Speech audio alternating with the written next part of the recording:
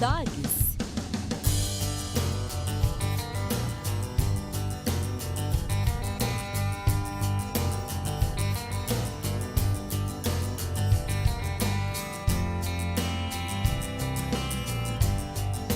Dogs.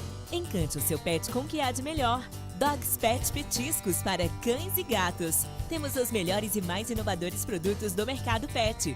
Seguimos um rigoroso processo de produção que nos dá qualidade e credibilidade. Produzimos para todo o Brasil e diversos países. Acesse nosso site www.dogspet.com e conheça nossa linha completa de bifinhos, ossinhos, molhos, snacks e muito mais. Dogs, o seu pet merece o melhor cuidado.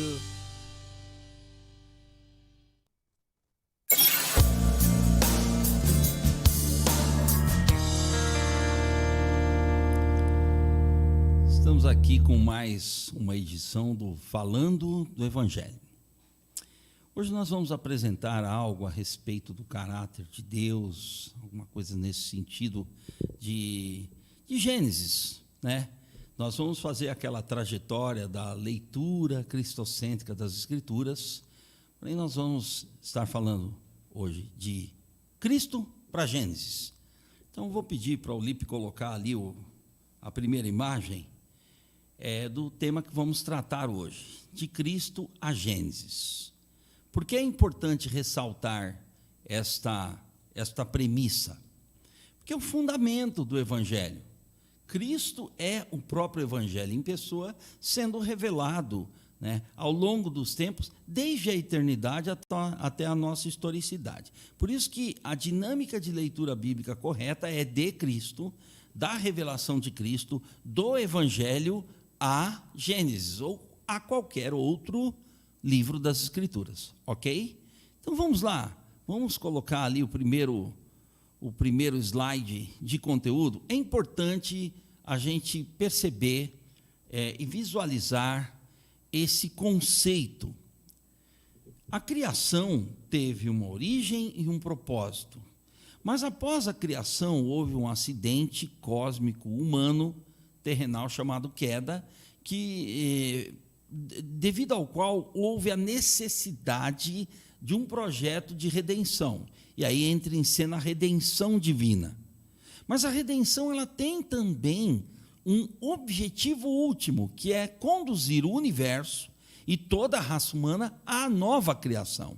Então, isso serve para mostrar, esse gráfico é bastante interessante, para mostrar o seguinte, que Deus tinha um plano e é só aquele plano. Deus não tem dois planos. Deus não tem plano A e plano B. Deus tem um único plano, que é se relacionar com a sua criação, principalmente a criação humana,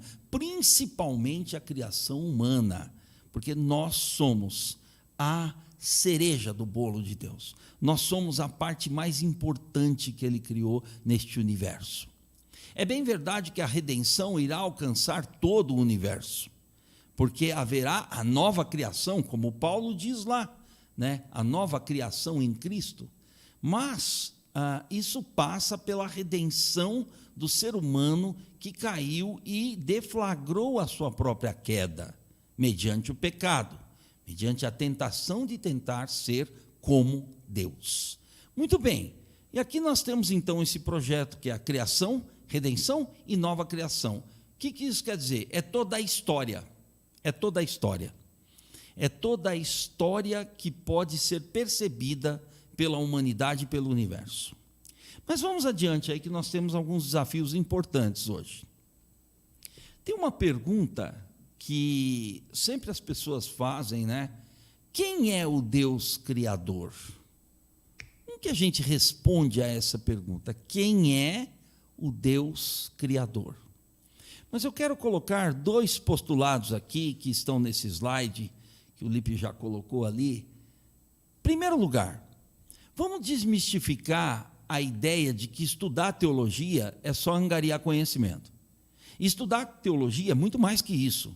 É estudar o relacionamento do Criador com tudo que existe e foi criado. Então, eu gosto de colocar esse postulado, que diz assim, a teologia é o ensino do Criador e a sua relação com a criação. Ou seja, tudo aquilo que diz respeito à criação de Deus tem um fundamento teológico. Tudo aquilo que diz respeito ao Deus, que é o criador de tudo que existe, tem um fundamento teológico.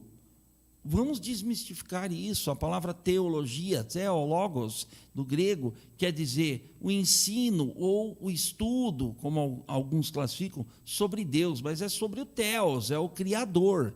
Então não é uma mera junção de conceitos. A teologia sem vida gera morte. Teologia somente da letra, ela não gera vida, porque a teologia sem espírito não é revelatória. E a teologia sem espírito, ela realmente vai falar de um Deus que não se conhece. Infelizmente, tem muita gente falando de teologia sem conhecer Deus, sem relacioná-lo com as coisas existentes, com os maiores e os menores problemas humanos. E Deus tem todo o interesse no relacionamento para com toda a criação. E disso nós fazemos parte. Então a teologia também é a base de toda a espiritualidade e identidade humanas.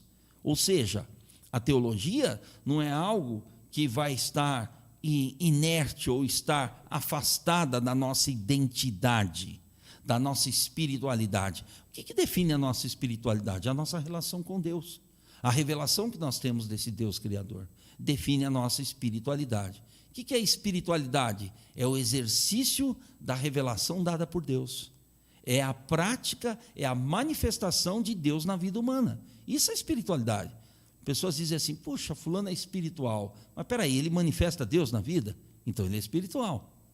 Caso contrário, só fala sobre o Espírito.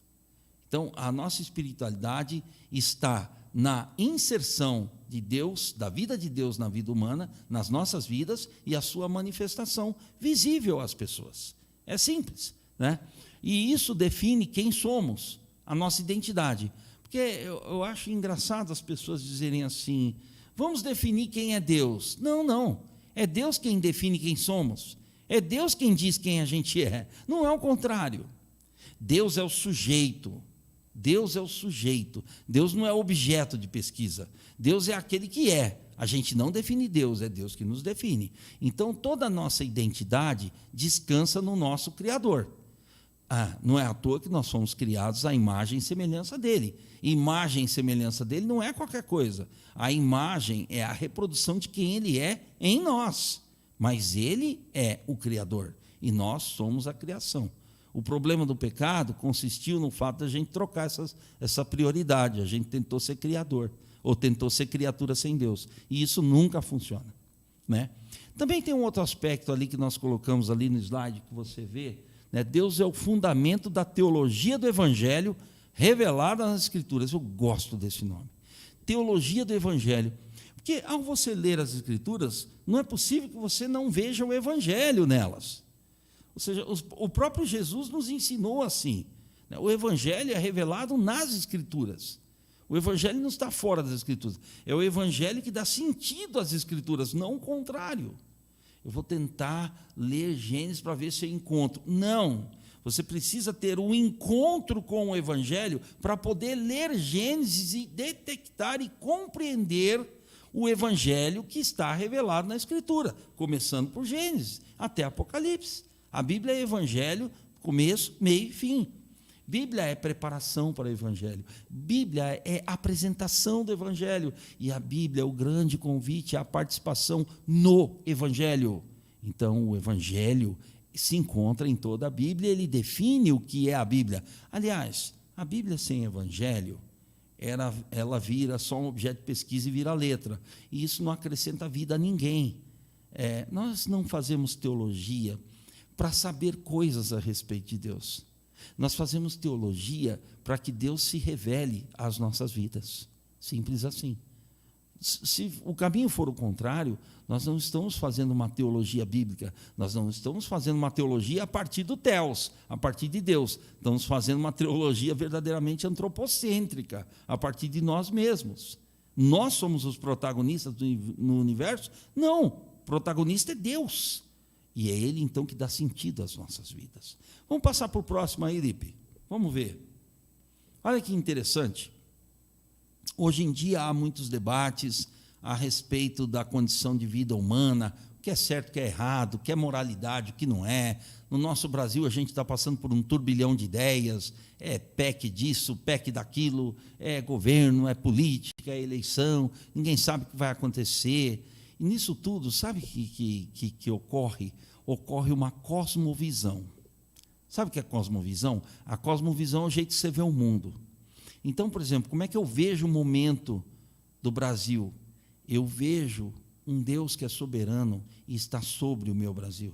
Eu vejo um Deus que comanda o meu país. Eu não vejo pessoas. Eu vejo um Deus que é soberano. Eu vejo um Deus de Daniel capítulo 2. Eu vejo esse Deus que está acima de todos os comandos e os mandos. Essa é a minha cosmovisão. E a cosmovisão bíblica é bastante interessante para a gente ler as Escrituras e analisar, por exemplo, o momento que a gente está vivendo. Eu estou falando de um nicho, de um aspecto, mas existem vários outros na vida, né? O que é certo, o que é errado, o que é moral, o que é imoral, o que é ético, o que é não ético, o que é respeito, o que é aceitação, quem é o ser humano. Tudo isso faz parte de uma coisa chamada cosmovisão. Mas é mais interessante a gente estudar a cosmovisão a partir da Bíblia. Por isso eu fiz essa pergunta aí. O que é uma cosmovisão bíblica? Está aí na sua tela. Cosmovisão é a perspectiva pela qual vemos o que está dentro e fora de nós mesmos. É exatamente isso. Cosmovisão é como a gente se enxerga por dentro e aquilo que a gente percebe por fora. Isso é cosmovisão. É a nossa percepção da vida. É a nossa percepção de nós mesmos. Qual a visão que a gente tem de nós mesmos? Né? Qual a visão que eu tenho de mim? Sabe uma pergunta que eu estava lendo um autor outro dia, muito interessante, Anselm Grün, ele fala o seguinte: quem é você quando ninguém está vendo? Quem é você quando ninguém está conversando com você, te vendo em algum lugar? Você está sozinho. Você está sozinho. Quem é você? Já fez essa pergunta? Eu acho que a melhor resposta a essa pergunta é quem eu sou para Deus. E outra, quem Deus diz que eu sou. Isso é uma cosmovisão. É como eu me vejo. Se eu me vejo assim, eu vou ver as pessoas dessa forma. Se eu me vejo assim, eu vou analisar os fatos que estão ao meu redor desta mesma maneira. Será a minha cosmovisão bíblica, ou seja, a minha cosmovisão a partir de Deus. Isso é fazer teologia de verdade. O resto é acúmulo de saberes, de conhecimentos que não vão consolar uma pessoa que está num leito de hospital, que não vão consolar uma pessoa que acabou de perder emprego, que não vão consolar uma pessoa que está precisando de uma intercessão por um momento triste que está passando na vida, que não vai dar sentido e nem significado à vida de ninguém. A teologia é para ressignificar o ser humano de acordo com Deus. Isso é a cosmovisão bíblica que vai nos revelar.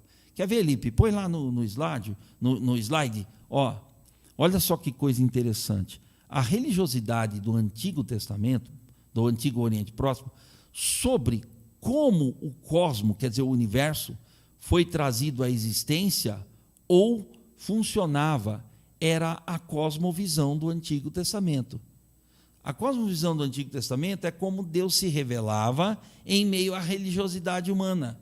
Os primeiros impulsos da religiosidade humana que começaram a surgir a partir de Gênesis capítulo 3. É isso. Como que a gente então vê a vida por dentro e por fora, a partir de Deus ou na fuga de Deus? Esse é um debate interessantíssimo da teologia do Antigo Testamento, que entra a questão da cosmovisão, ou seja, como vemos o mundo. O vemos a partir de Deus ou o vemos a partir de Caim, ou a visão caínica, ou a partir de Torre de Babel? Nós vamos ver o mundo na ótica de Sete, que é a ótica de Deus, ou vamos ver o mundo na ótica de Caim, que é a ótica do antideus, ou do contra-Deus, ou do não-Deus, né? Então, eu costumo dizer o seguinte, até em sala de aula eu falo isso bastante, não existe ateísmo na Bíblia. Ateísmo é uma categoria filosófica inventada depois da Renascença, depois de uma série de movimentos filosóficos. O que existia era a rebeldia contra Deus, mas jamais o questionamento da sua existência. Isso é estranho à Bíblia. A Bíblia nunca tem uma pauta de questionamento da existência de Deus. A Bíblia sempre fala de rebeldia à vontade de Deus. Isso sim, tá? Então, por isso é importante esse assunto de estudar a teologia de uma forma bíblica, revelada em Cristo, de uma forma de acordo com a cosmovisão do Antigo Testamento, né, como enxergava-se Deus no Antigo Testamento e como Deus fazia as pessoas iluminadas por Ele verem a vida, como ela de fato é na ótica divina. Tá? Esse assunto é muito importante. Vamos em frente aí, Lipe. Olha aí, há um contraste aqui. Há um contraste entre a revelação bíblica e as antigas cosmovisões. Então, se você lê Gênesis 1:1, Gênesis 3:9, você vai ver o ponto de vista de Deus. Se você lê Gênesis 3:7, 8 e 10, você vai ver um ponto de vista humano, uma fuga humana. Vamos fazer esse exercício aqui? Quer ver? Dá uma olhadinha em Gênesis 3, abra a sua Bíblia aí. Né? Nos nossos programas, a Bíblia é o livro-texto. Gênesis 3:7. Olha que coisa interessante. 7 e 8. O Lipe já pôs ali, né? Você pôs na revista corrigida, né, Lipe? Então foram abertos os olhos de ambos. De quem? Quem estava lá? Adão e Eva. E, né, cozeram folhas, e conheceram que estavam nus, e cozeram folhas de figueira, e fizeram para si aventais. E ouviram a voz do Senhor Deus, que passeava no jardim pela viração do dia. E escondeu-se Adão e sua mulher da presença do Senhor Deus entre as árvores do jardim. Olha que fato interessante. Eles não estavam muito à vontade diante de Deus. Você concorda comigo? Volta lá, Lípio 7. Quer ver? Então foram abertos os olhos de ambos. Não está engraçado esse negócio? Está trágico. Deus havia aberto os olhos dele para alguma coisa? Vamos lá, vamos falar de teologia e cosmovisão. Deus não faz esse tipo de manobra se não for para revelar as coisas a partir dele mesmo. Deus não abre os olhos para nos constranger no sentido de nos envergonhar, de nos fazer fugir dele. Aqui os olhos foram abertos porque eles não respeitaram uma ordem expressa de Deus.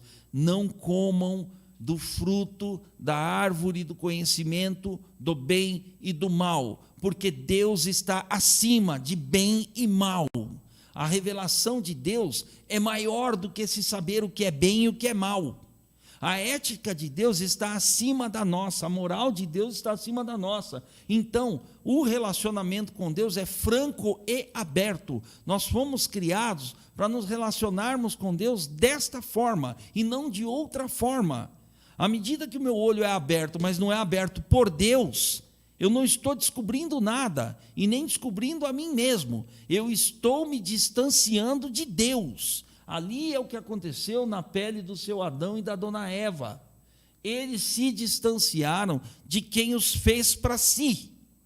Então, eles negaram o amor. E a palavra de Deus foi menos satisfatória e menos atraente do que a curiosidade de achar que eles poderiam ser como Deus. Esse é o âmago, essa é a essência da tentação satânica, achar que eu posso dirigir a minha própria vida sem o meu Criador. Isso é antiteológico, isso é não teológico, isso é viver à parte de Deus. Olha que interessante, foram abertos os olhos de ambos, não por Deus, e conheceram que estavam nus. Deus nunca cobrou nenhuma roupa deles, porque Deus os fez perfeitos da maneira como os fez. Não haveria um comportamento pudico, um comportamento de moralidade humana, era a moral de Deus que pairava. Não haveria motivo de envergonhar-se, de nada, de envergonharem-se de nada, e coseram folhas de figueira e fizeram para si aventais, o que eu chamo isso teologicamente de tanga frouxa, a tanga frouxa do Adão. O Adão fez uma tanga e não cobriu nada, e a Eva também. Então, quer dizer, não deu certo o figurino humano, não cobriu o pecado, mas o pecado não era estar nu, o pecado é ter os olhos abertos daquilo que Deus não revelou. Esse é o ponto teológico desse texto. E aí o 8. E ouviram a voz do Senhor Deus, que passeava no jardim pela viração do dia. Qual que é o maior prazer da criatura criada por Deus, se não ouvir a voz do próprio Deus? O problema é que a reação deles mostrou exatamente a fuga de Deus. O que eles fizeram? Esconderam-se Adão e sua mulher, o casal de fugitivos de Deus, da presença do Senhor. Gente, isso é muito importante. Quando eu quero fugir da presença do Senhor Deus, do Deus que me fez, é porque eu não confio mais nesse Deus, eu confio em mim mesmo, menos em Deus. É esse o toque da sedução do pecado, poder viver enganosamente sem Deus. Então, quando a voz de Deus vem ao meu encontro, eu me escondo, porque a voz de Deus, para mim, ela me constrange. O problema é que a voz de Deus, quando eu quero viver afastado dele, ela me incomoda. Quando Deus fala com alguém, é para trazer de novo para perto de si, mas é do jeito de Deus, não é do nosso. O nosso aqui em Adão e Eva é o jeito da fuga. Eu não quero a presença de Deus. Qual cristão, qual a cristã, a filha e o filho de Deus que em sã consciência diz: eu não quero a presença de Deus? Ninguém diz isso. Você fala isso, Lipe? Eu não quero a presença de Deus? O menino que é líder dos jovens, uma bênção, muito querido, né? Vocês não estão vendo a carinha dele agora, mas ele é uma bênção. Claro que ele quer a presença de Deus. Eu quero a presença de Deus, porque a presença de Deus vai mostrar quem eu sou de fato, mas mais ainda, quem ele quer ser em mim. É isso que vai fazer o rosto dele reluzir na minha vida. É a presença de Deus, que é uma presença saradora, terapêutica, libertadora, curadora e, acima de tudo, restauradora da redenção. Olha aqui, é a presença do Senhor Deus. Se você for investigar as palavras aqui, você vai ver o El, que é o Senhor que tudo pode, mas aqui está como Senhor, e Senhor é Adonai, é aquele que tem a gestão sobre a minha vida, sobre a minha existência. Eles esconderam em árvore, gente. Deus tinha criado as árvores. Como é que eu posso me esconder do Criador que criou tudo? É um contrassenso, não é não? Vamos lá para frente aí. Tinha um outro versículo aí, Lipe. Era o 7, o 8, e tinha mais um que nós tínhamos mencionado. Acho que era o 10, não era? É isso aí. É o 10, perdão. Põe lá o 10. Olha na sua tela aí. E ele disse: ouvi a tua voz soar no jardim, e temi, porque estava nu, e escondi-me. Então, esse casal, ele fez tudo de errado, ele fez tudo que não deveria ter sido feito. Eu temi. O que é temer? Eu tenho medo da minha relação com o Senhor. Me esconder, eu vou viver uma vida de fuga do Senhor. Eu vou viver me escondendo porque eu tenho medo de me relacionar contigo. E é por isso que a palavra de Deus diz que o amor de Deus nos constrange. E é por isso que o apóstolo Paulo fala lá em Romanos capítulo 2, que é a bondade que nos leva ao arrependimento. Porque se Adão abrisse a sua vida ali naquele momento, Deus, eu pequei. A medida de Deus seria maravilhosa. Mas ela foi, no capítulo 3, depois nós vamos ver. Tá?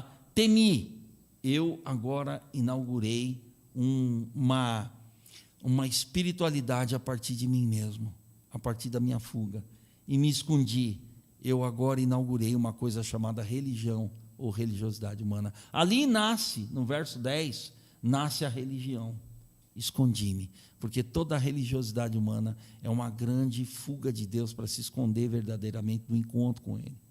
Então eu tive medo. E aí, Lipe, mostra aí aí que tem sentido esse quadro que você está vendo. o aspecto religioso, antropocêntrico, é humano, é centrado em mim mesmo. Microcosmo, meu universo é pequenininho, a minha cosmovisão, a minha visão ficou apequenada. Por quê? Porque ela é religiosa, ela é centrada no ser humano, é o que os versículos que nós lemos demonstram. Mas olha que coisa mais linda. Qual é o macrocosmo da revelação? É tudo aquilo que Deus vai descortinar e mostrar, sem você precisar transgredir a ordem e a palavra dele.